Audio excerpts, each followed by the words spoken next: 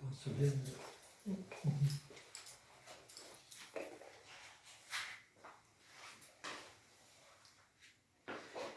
Je vais vous parler de la chabrette limousine ou chabrette à miroir. Elle est de la grande famille des cornemuses.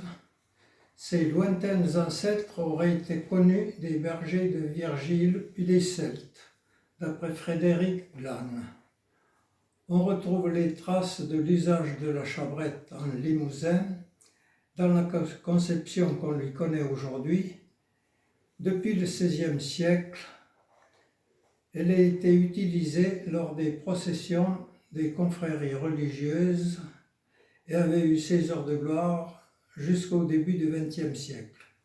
Puis elle tomba un peu dans l'oubli pendant quelques décennies, et puis elle a refait surface vers les années 1970 grâce à quelques passionnés qui se sont réintéressés à elle et ont retrouvé au fond des greniers limousins et aussi chez des collectionneurs de nombreux instruments d'époque ont ainsi permis de la faire revivre.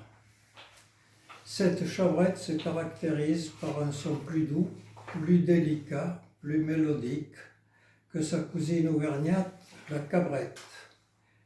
Les joueurs de chabrette s'appellent en Limousin chabreteurs. La chabrette à miroir a été fabriquée principalement en Limousin.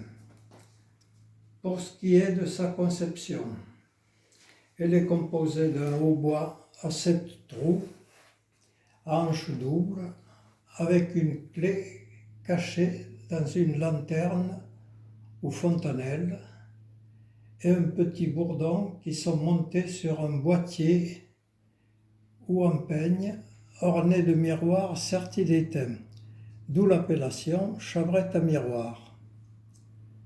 Vient s'ajouter un bourdon de bras et un porte-vent appelé buffoir, servant à gonfler à la bouche une poche en cuir, à l'origine en peau de chèvre, qui a valu à l'instrument le nom de chabrette ou chabretta en langue limousine. Les matières utilisées pour sa fabrication sont l'ébène, le buis, la corne, l'étain, l'os, le cuir. Les tonalités sont sol, la, si bémol, do et ré.